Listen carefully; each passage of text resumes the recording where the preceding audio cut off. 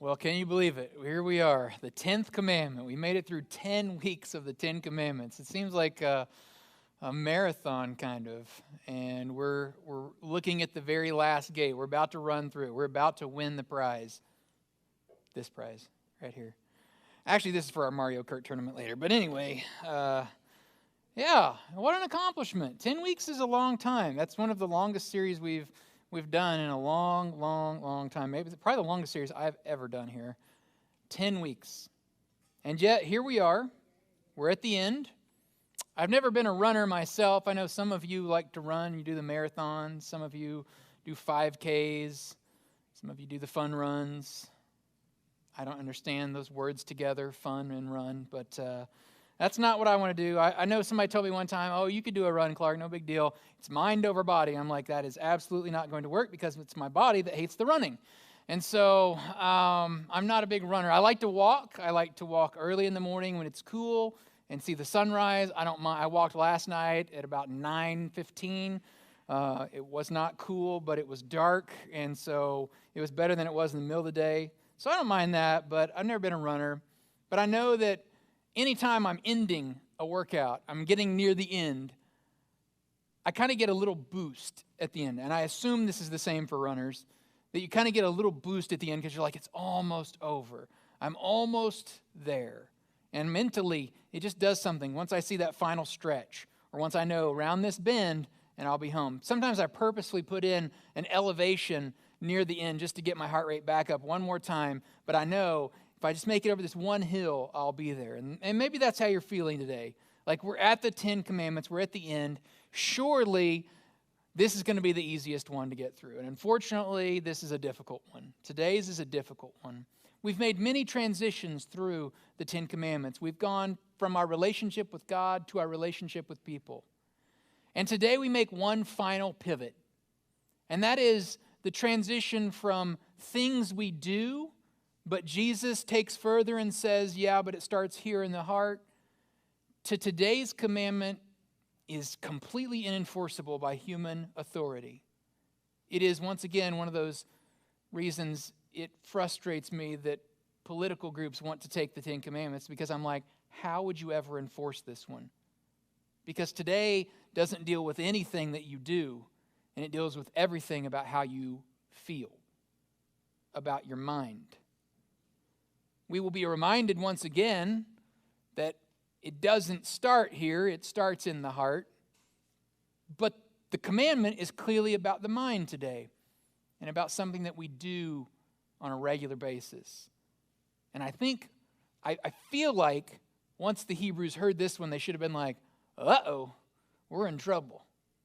I feel like that's where they should have been for all the years until Jesus arrived on the scene.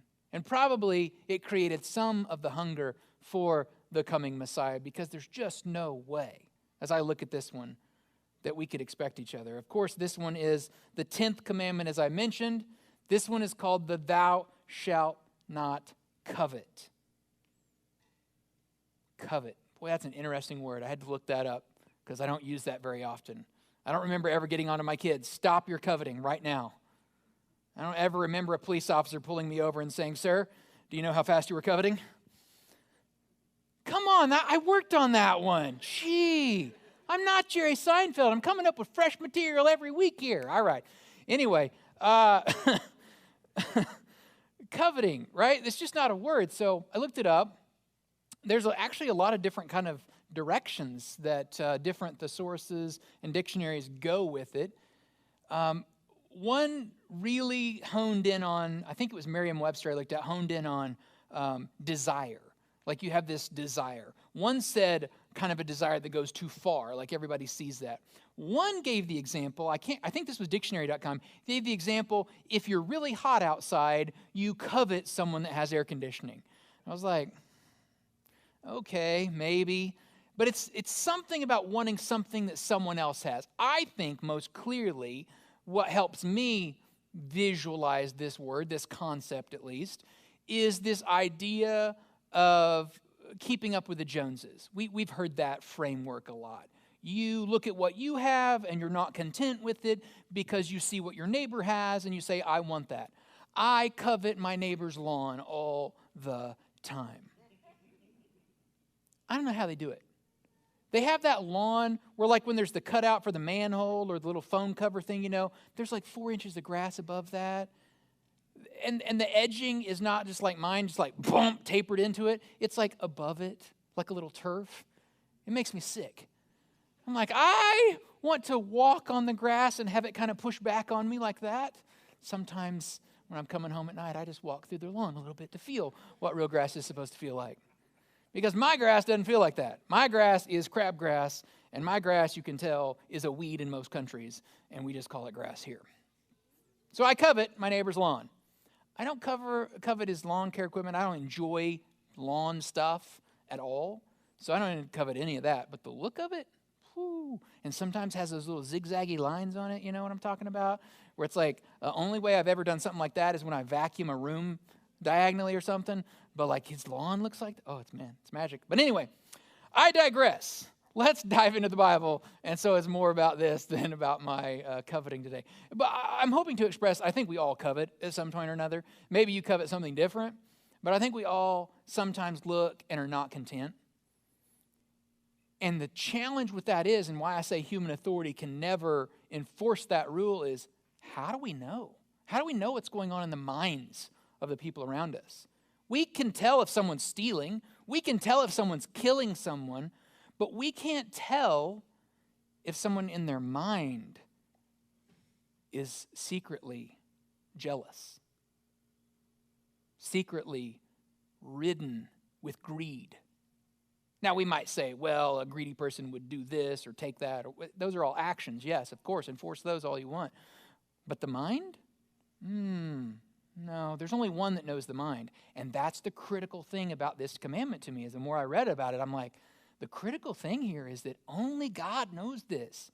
And most of the time we know it. I think sometimes we hide it from ourselves too. We lie to ourselves, but most of the time two people know this. God knows our mind and we. But everybody else is ignorant to what's really going on here. And that's what's really curious about this one to me. So Exodus 20, and this is our last of the 10 Commandments, and it's longer than the other ones have been. Many of them have been to this point. It is just one verse. It says, you shall not covet your neighbor's house. You shall not covet your neighbor's wife, or his male or female servant, his ox or donkey, or anything that belongs to your neighbor. Now, some of us might go, so it's about property. But it's more than that, isn't it? You can't even covet the relationships. You can't covet. You can't want something that's someone else's. And I'm like, so basically, the antithesis of this commandment is Instagram. Right? Because everybody's putting we've talked about the highlight reel on Instagram, but a lot of the time, now, I don't know if you've noticed this, but a lot of the time an ad will pop up later based on something that someone has put on there. So, you see, for me, I'm a nerd, so I follow these arcade people that build arcades and build our home arcades. And then, 3 or 4 swipes down, here's how you can get your own, push now to shop. And I'll be like, well, maybe I should. $4,000. Close the app. Close it. Delete the app. I'm done. But I've seen people talk about it like with car aficionados. They see a really cool car, and then a couple deals later, this car meetup or this dealership or 0% financing, and they're pushing those ideas out to us because they're like, you could have an Instagram reel just as good as your buddy if you had this one thing that they have. Don't you wish you had that?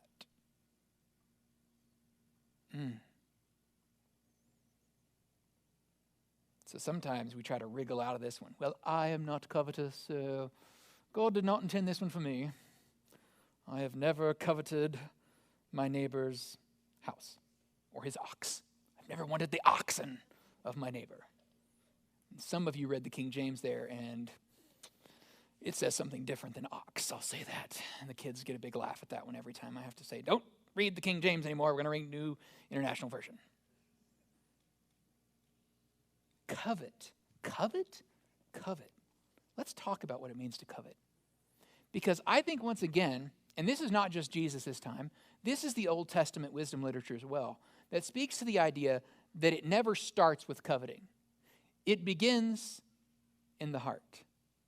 This is the place it all emanates from.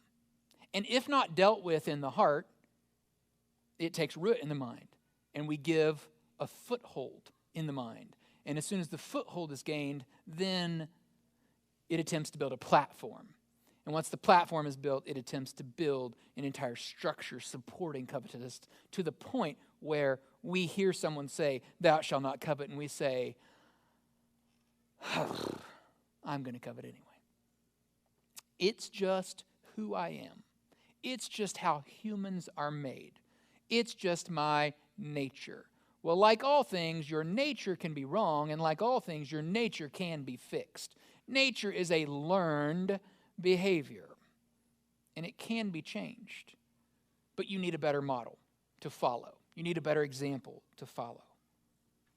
Now, this one is interesting because people can't enforce this. This is God's realm alone. And so if that's true, then we have to understand where we align with God. And the most clear way we can align with the characteristics of God is in the heart. In the Proverbs wisdom literature, it says, "As he thinketh in his heart, so is he." So this indicates to me that for the longest time we have known that our heart starts these things. Our heart is the point of genesis for all kinds of good and all kinds of evil. It is where it begins and takes root, and we must address it there. The bottom line for me out of reading this then helps me to understand that I think this commandment is most clearly aligned with this idea, that our thoughts and our heart are connected to our actions. What comes out starts earlier. And it starts with what we focus on and dwell on. And our desire for what someone else has, or our greed, or our need to have that to maybe make us feel fulfilled, starts earlier than our action, what comes out. And it starts earlier even than our thought life. It goes back to the heart.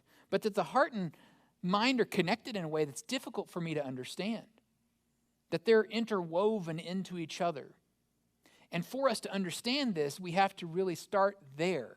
And that's why Jesus continually, throughout this series, we would say, don't do this because of the Ten Commandments. We would say, well, what did Jesus teach? And he would teach something that sounds harder to fulfill because it goes further than just the action of evil. It goes to the intents. It goes to the mind, to the thought. It goes to the heart. But if we address it there, earlier is better than waiting until it grows and manifests itself. One of the philosophers that I quote most often is called a Stoic. He comes from the Roman Empire, and Marcus Aurelius was an emperor in Rome, and he heavily doubled down on the virtues, on virtuous living. And so he is known as a good emperor. We talk about the Romans, a very evil empire most of the time. We talk about their persecution of the Christians. We talk about their terrible nature towards their enemies. And he wrote a lot of wisdom literature. And one of the things that he wrote really hit me hard about this concept today, because I think it touches on this idea. And he said that the happiness of your life depends on the quality of your thoughts. Therefore, he says, guard accordingly and take care that you entertain no notions unsuitable to virtue and reasonable to nature. We have drilled down for weeks on the heart and the intentions of the heart. And now we focus today on this last category, which is really the quality of our thoughts, what we allow our mind to be focused on, what we allow our mind to dwell on, because thoughts are so powerful. They direct how we see others. They direct how we visualize the world. They direct how we treat others. They direct how we understand God and see God. For generations, people have had this kind of messed up idea in America of God as this angry God that wants to hurt us, that's constantly waiting for us to mess up. And that lasted for several generations until people got fed up with that and said, this just doesn't seem right. And then people said, yeah, that's not what the early church was actually about. That's not what Jesus was about. That's not what Jesus was talking to people about. He wasn't screaming and yelling at them about how terrible they were. Actually, he was taking the folks that were down on their luck and lifting them up out of the dirt. He was taking the people that society pushed away and said, you're not worth it, and he was bringing them close to himself and saying, God has mercy and grace in store for you. And he was taking the people that were loudest and that were condemning those people, and he was flipping their tables over and yelling at them. Those are the people he was upset with. What a difference it makes when we get to know the real Jesus, not one that has been manufactured. What a difference it makes to know that God cares about us and loves us and invites us in. If we've been kicked out of our home, if we feel like we don't have a family, if we feel like we are rejected, if we feel like, man, we beat ourselves up because we're not hitting that level of perfection we'd like, Jesus says, give that up. I have won that victory for you. You're welcome not because of something you do or something you accomplish. You're welcome in my house because you're my family. Isn't that weird that we've been invited into a family that we have no inheritance to, no right to claim to the throne? And yet God invites us in through his son Jesus and says we're welcome. We're just as welcome as anybody else. No one can tell you, you sit here in the back, you're not as welcome as other people because of your lifestyle, because of how you have lived your life, because of the harsh things you've done, because of your bad attitude, because of how much money you don't have or do have, because of where you grew up, because of what you look like. All that is garbage. Because the Bible tells us through multiple authors that God alone can judge our heart.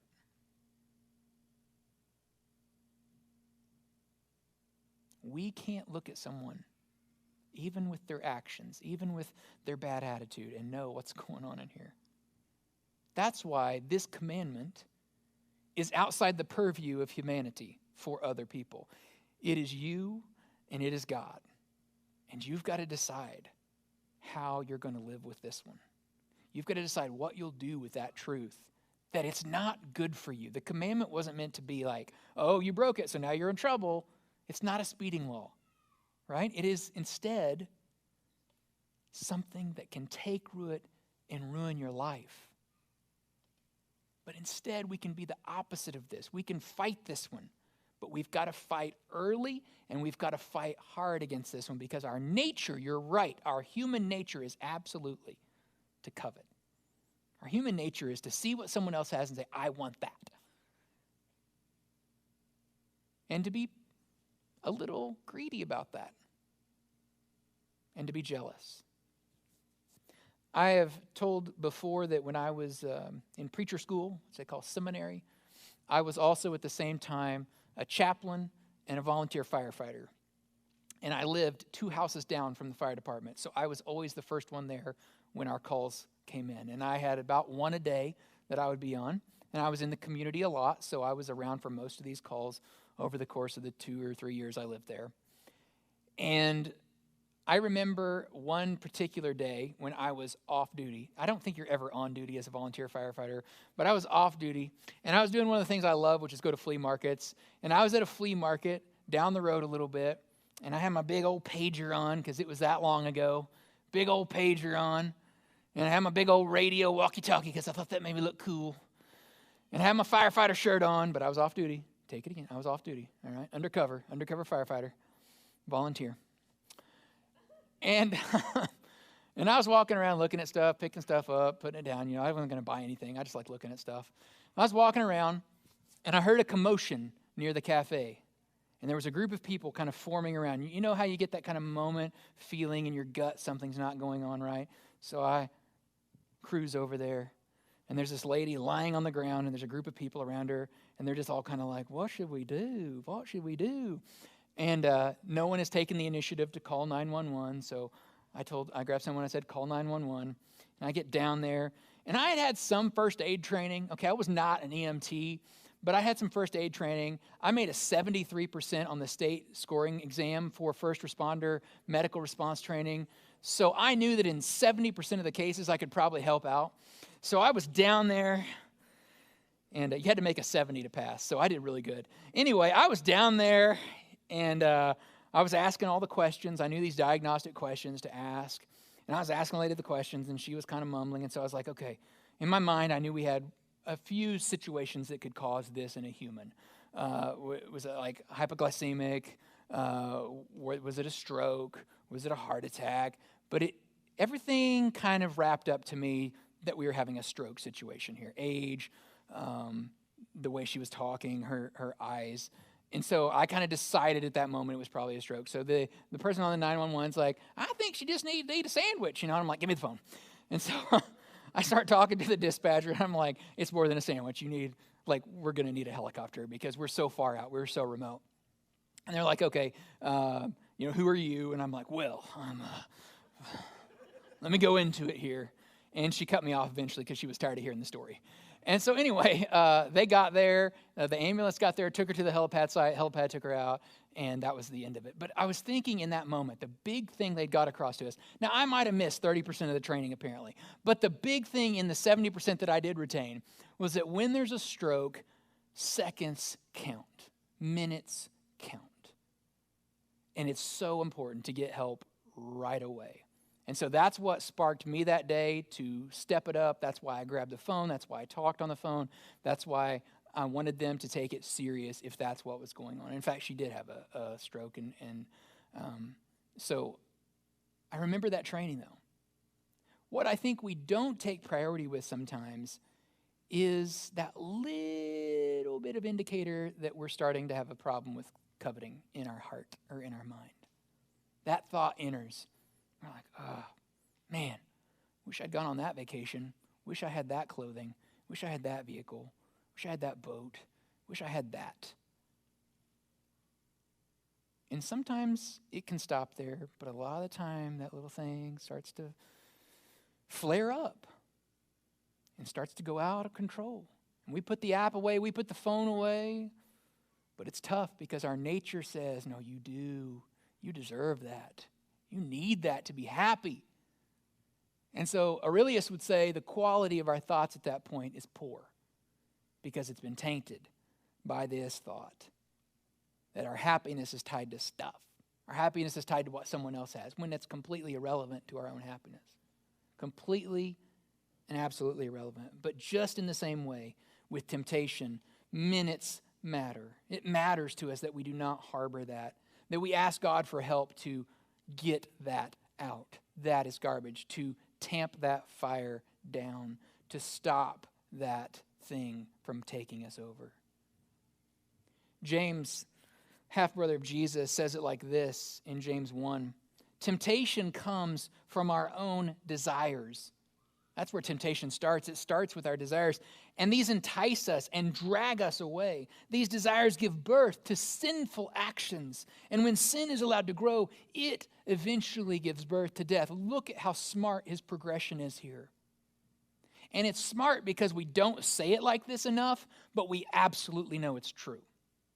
There's just something that resonates about this that I don't need to be teaching Bible to you for you to get to go, yeah, that's true. That's how that works. Even if you're not quite at the place where you could say, that's how it's worked in my life, you can say, I have a friend. I've seen this happen.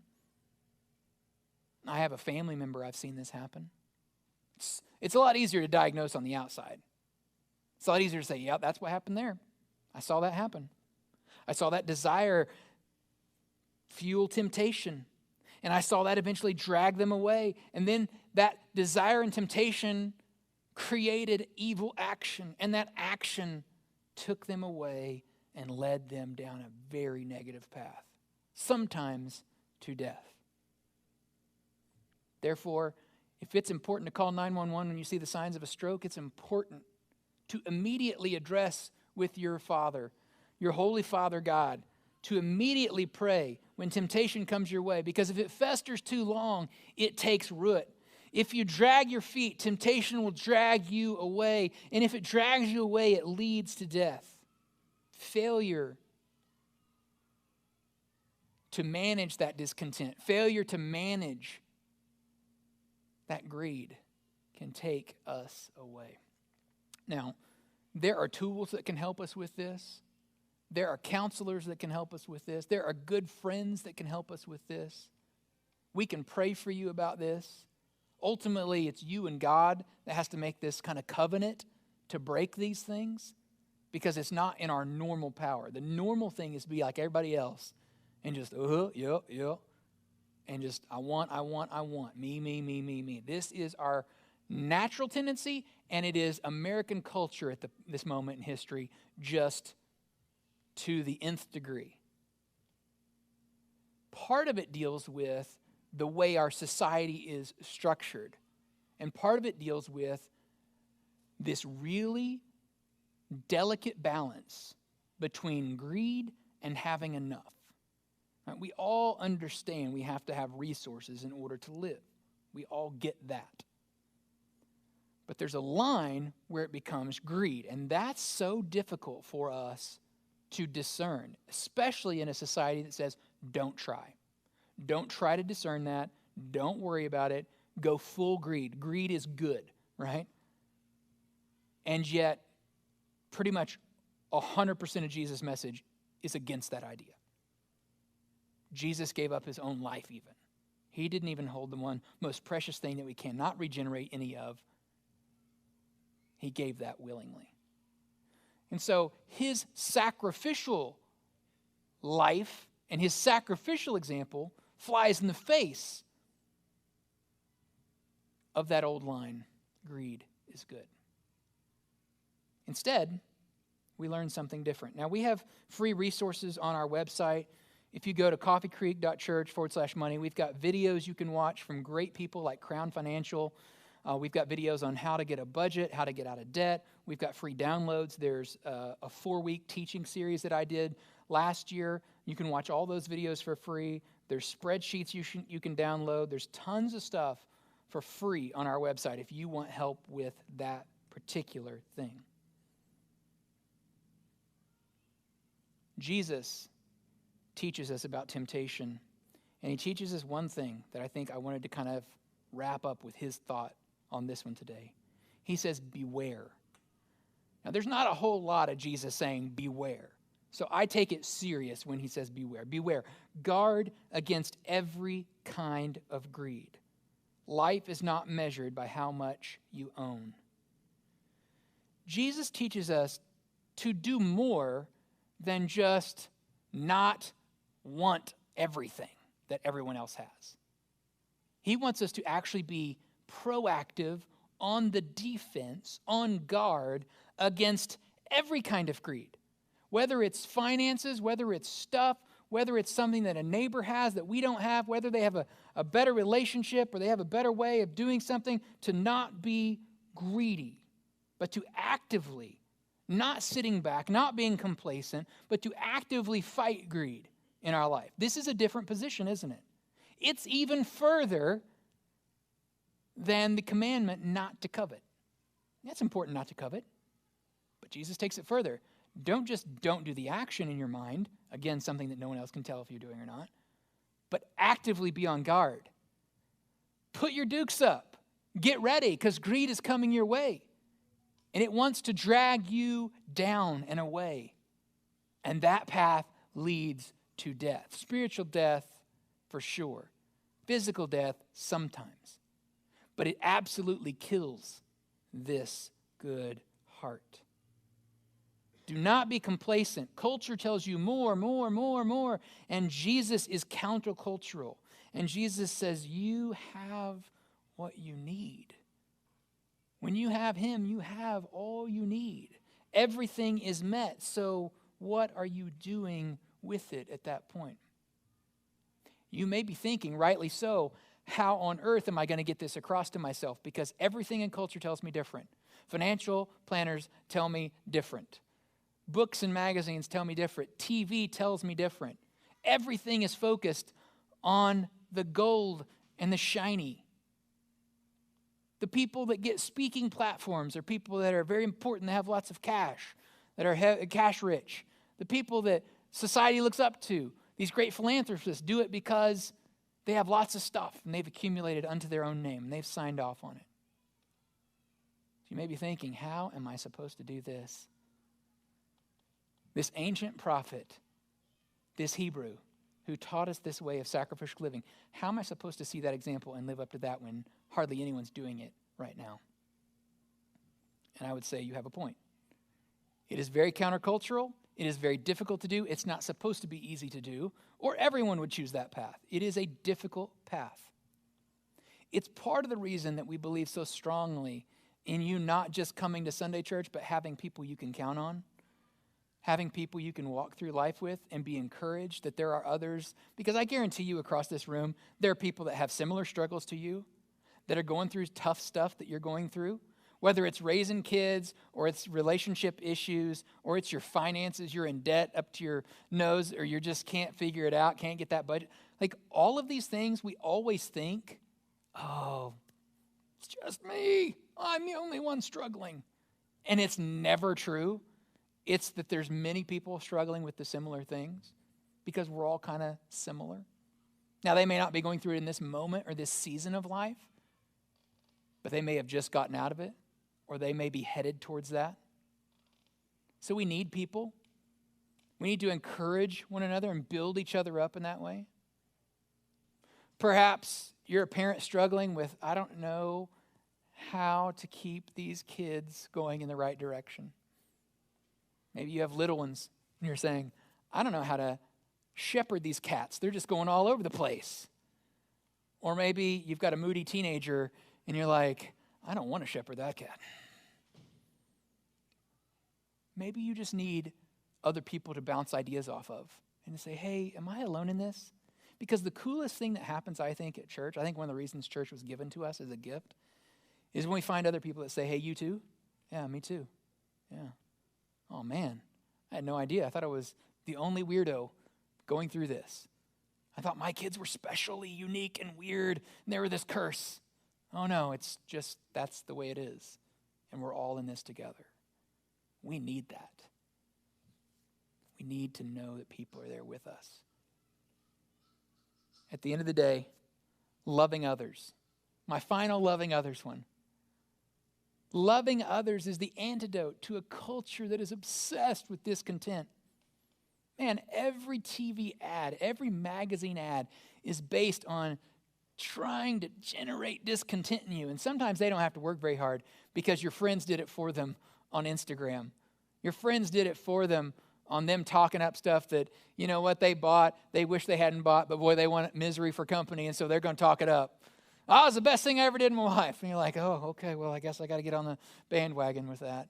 And then the ad comes up, or the email comes up, or that big full-color postcard in the mail, and you're like, well, all right, I can do whatever I'm doing. And you go along with it, and then you find out the bitter truth that it doesn't do anything, and you have buyer's remorse, but it's too late. You're locked into the contract.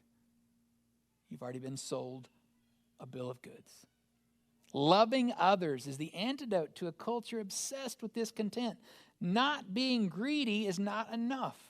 Jesus actually taught us about the heart and the intents. Being actively content takes a huge amount of work. Naming the blessings in our life. What would it look like if you started your prayer off not with, God, I need this right now from you. Are you there? Listen, hey, here's my list.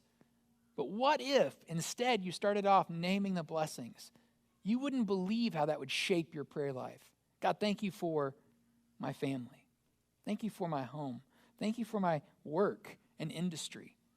Thank you for the relationships I have. What would it look like if you went just through a long litany of things you're thankful for, all the blessings in your life, and then you got to and here's what I'm concerned about right now. Here's what I need right now. How would that shape and change you? You're not going to change God, but it sure might shape your attitude. It sure might shape your ability to be content, to focus not on what the little gap of things that are missing in your life, but to focus on the horde of blessings that God has given you, the huge amount of things that God has brought that are good into your life. It's so easy, and I talked to this about people that are actively going through difficult situations or they're having a moment of depressive thinking, and it's so easy to just over-focus on this tiniest negative thing and to, almost like a horse with blinders, you've seen those horses that have those blinders, completely forget all of the massive amount of good things in their life and all of the good relationships and all of the people that are pulling for them, that are praying for them, that want good things for them, and they only focus on this one person who has an issue with them, or that they are crossways with, or that one thing that's gone wrong. What would it look like to name your blessings? That's what I want to pray for you today. That you'll reflect on your blessings, that you'll thank God for them, and that you will be sharing those blessings with others and encouraging others and living with others in community to learn what it really means to be content. And I think you can only do that through the power of Jesus. And I want to pray that for you today. Would you pray with me?